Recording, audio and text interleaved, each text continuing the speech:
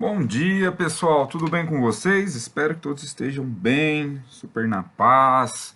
Seus familiares também estejam muito bem, se cuidem, que é o professor Wallace, e eu inicio mais uma aula.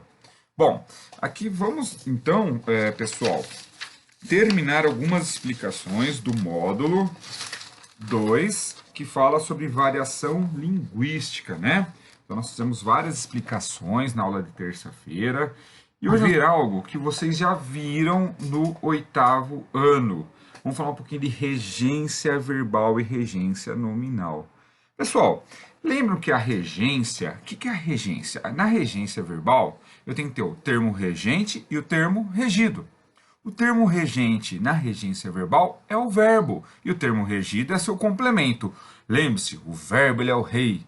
Então o verbo ele demonstra, ele mostra como ele quer se relacionar com o seu complemento verbal. Quem que é o complemento verbal? Objeto direto e objeto indireto. Então o verbo fala assim: olha, eu sou poderoso. Eu sou o termo regente, eu decido como eu quero me relacionar com o meu complemento. E o complemento, ele vai ser o objeto, direto ou indireto. Por exemplo, o verbo brincar. O verbo brincar, ele exige preposição. Quem brinca, brinca com alguma coisa, de alguma coisa, né?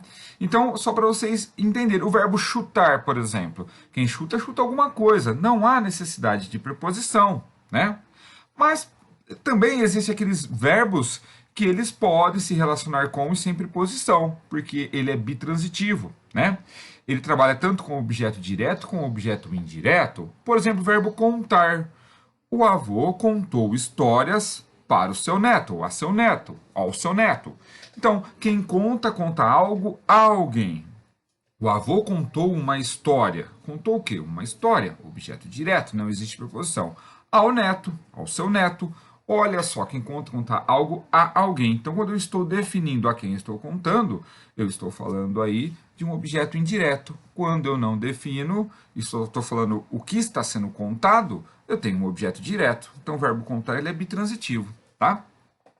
Então, pessoal, a regência é como o verbo se relaciona com o seu complemento. Lembrando, complemento verbal, o que é complemento verbal? Objeto direto e objeto indireto. Por que eu estou falando de forma rápida e não estou ilustrando tanto para vocês? Porque eu já falei muito sobre isso, todo começo de ano, falo sobre classes gramaticais, eu falo, volto na sintaxe, né? Volto a falar sobre os complementos, complemento verbal, complemento nominal. Aí eu falo também sobre predicativo do sujeito. Aí eu falo sobre os predicados, predicado verbal, predicado nominal. Então eu falo tudo isso. Então agora só estamos revendo, como se fosse uma revisão que aparece na apostila, tá bom? Beleza, galera? Então, olha só, alguns exemplos, só para a gente relembrar um pouco, né? Lembrando também, pessoal, que através da regência que eu entendo se o verbo ele é transitivo ou intransitivo, tá bom? Por exemplo, pessoal, olha o verbo ir aqui, ó. Quem vai, vai a algum lugar, né? Então, na norma padrão, quem vai, vai a algum lugar. Se outra palavra for feminina, ocorre o quê? Crase, né? Aquela fusão entre preposição e artigo. Agora, no uso coloquial, olha na direita do seu vídeo aí, no uso coloquial, quem vai, vai em. As pessoas usam em, né? Ao invés de falar quem vai, vai a. Então, são algumas coisas que acabam acontecendo aí, né? Olha nessa última aqui, pessoal. Algo de que gosto, algo que gosto, na língua coloquial, algo que gosto. Mas vejam que algo, por que eu falo algo de que gosto? Porque quem gosta, gosta de alguém. Olha a regência aí, né, pessoal? A regência trabalhando. Então, não se esqueçam que a regência nada mais é do que o estudo entre um termo regente e um termo regido. Termo regente, no caso aqui, o verbo. Termo regido, os complementos, tá bom? Então essa parte é isso. Também algumas coisas aqui sobre complemento nominal. Pessoal, entenda o seguinte. Se eu tenho um verbo, eu tenho a regência verbal. Se eu estou analisando sobre a ótica do verbo, a regência verbal. Se eu estou falando sobre regência nominal, o que eu estou analisando é sobre a ótica do quê? Do substantivo, adjetivo, o advérbio, tá? Então, eles também têm o seu complemento, eles também têm sua regência. Lembrando que vocês já viram, então nós só estamos recapitulando porque está nesse momento da apostila, ok? Aí, pessoal, quais os exemplos que eu tenho aqui para falar para vocês? Vamos lá. Olha essa palavrinha aqui, ó, preferível. Então, quem prefere uma coisa em relação à outra. Então, na norma padrão, no segundo item aí, preferível a e não preferível do que. Então, eu não prefiro uma coisa do que a outra. Eu prefiro uma coisa a outra, ok? E aí tem alguns exemplos para vocês darem uma olhada aí, né? Eu não vou ficar muito nesse conteúdo, porque vocês já viram, só relembrando mesmo, ok? Então, outra palavrinha aqui, ó, curioso. Então, curioso não é curioso com, é curioso de, curioso sobre alguma coisa, tá bom? Belezinha, meus queridos? Bom, se tiver alguma dúvida, vocês me chamem, que eu estarei aqui no horário de aula para tirar. Aí, galera, preconceito linguístico. Pessoal, essa parte de preconceito linguístico aqui, eu acho que é a parte mais humana do que qualquer outra ótica aí sobre o assunto, né? Galera, vamos deixar bem claro uma coisa.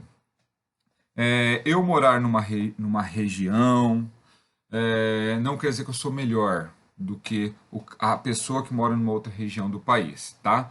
Então não é porque eu tenho algumas particularidades, alguns sotaques, alguma coisa assim, quer dizer que eu seja melhor ou pior do que o fulano que mora numa outra região, tá bom? Então por isso que a sociologia, a sociolinguística, melhor dizendo, né? A sociolinguística, ela já fala aqui, né, pessoal? Ela estuda essa variedade da língua, né? A linguagem verbal aqui, humana, né? Inserida a uma determinada sociedade, uma determinada região em que nós vivemos. E é muito importante, pessoal, que cada um vai ter um traço regional, moldado aí pela sua cultura, moldado pelas influências daquela região. Então, assim, não é porque eu moro no estado de São Paulo que eu sou melhor do que quem mora em outras regiões do país, nem no sul, nem no nordeste, nem no norte, e cada um vai ter sua particularidade. Não existe uma região ou um sotaque ou um estilo linguístico melhor que o outro, tá bom? Tanto é, pessoal, que o que a gente mais prega aqui é a adequação da língua, a gente saber utilizar a linguagem correta para aquele ambiente, para aquele onde você esteja inserido, né? Então, é lógico que a simplificação da língua, ela às vezes facilita o entendimento, dependendo com quem você está conversando, né? Então, tem até um exemplo aqui, pessoal, no segundo parágrafo, tem um exemplo assim: um médico conversando com uma pessoa sobre um determinado assunto. Indivíduos que apresentem insuficiência cardíaca podem ser afetados por derrame pleural. Olha só, então ele utilizando essa linguagem seria muito difícil alguém entender, uma pessoa, né, que não tem esse conhecimento técnico da medicina.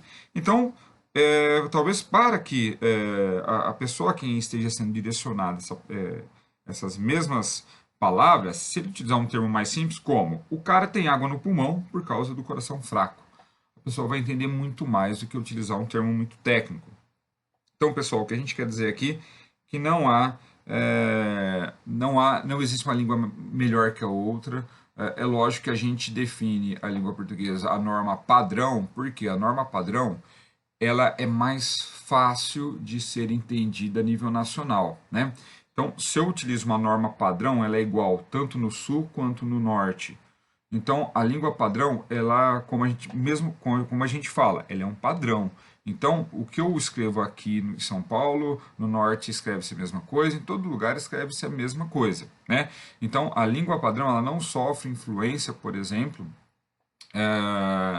das variações linguísticas da sua cultura, ela não sofre influência, por exemplo, de gírias, porque ele é um padrão da língua portuguesa, ele é um padrão que todo mundo segue, ele é a norma culta.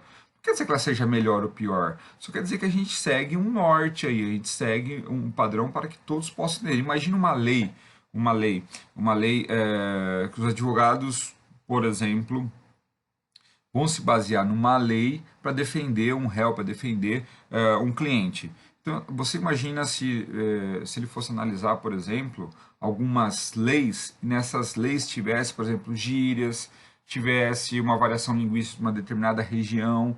Então, imagina a dificuldade que seria a interpretação. Imagina um juiz julgando em cima de uma lei, sobre uma lei dessa, ficaria muito difícil. Então, por isso que a língua padrão, como a gente mesmo fala que eu estou batendo essa tecla, ela é padrão porque ela é utilizada a nível nacional, ok? Então, se a gente usa uma norma padrão, a gente sabe a gente sabe que se eu utilizar essa norma aqui, essa norma culta padrão no estado de São Paulo, essa mesma vai ser utilizado lá no norte, no nordeste do país, tá bom? Isso não quer dizer que seja melhor ou não. Isso quer dizer que nós temos uma língua igual a nível nacional. As variações linguísticas aí elas já são elas são utilizadas em outro contexto, na conversação, numa linguagem mais informal, tá bom? Mas o importante aqui nessa parte, pessoal, nessa parte linguística, é nós entendermos que o mais adequado aí é você contextualizar, usar a linguagem correta para o momento correto. E se a gente for utilizar, por exemplo, num concurso, num vestibular, se a gente for utilizar, por exemplo, numa redação, nós temos que utilizar a norma culta. Imagina você fazendo uma redação do Enem, e às vezes quem vai corrigir sua redação é alguém lá do norte do país, algum professor lá do norte ou do sul. Então, se você não utilizar uma norma padrão, ele não vai entender por causa da variação linguística, tá bom? Espero que vocês tenham entendido, né, pessoal? E lembrando, né, não tenhamos preconceito, né? Porque cada região tem sua riqueza e tem muito a nos ensinar. Então, pessoal, as atividades de hoje que vocês devem fazer é a 4, a 5, a 6, a 7 e a 8, das páginas 24 a 28, e a tarefa para a próxima terça que eu vou cobrar é a atividade 3 da página 30, tá bom? Um grande abraço e estou à disposição de vocês.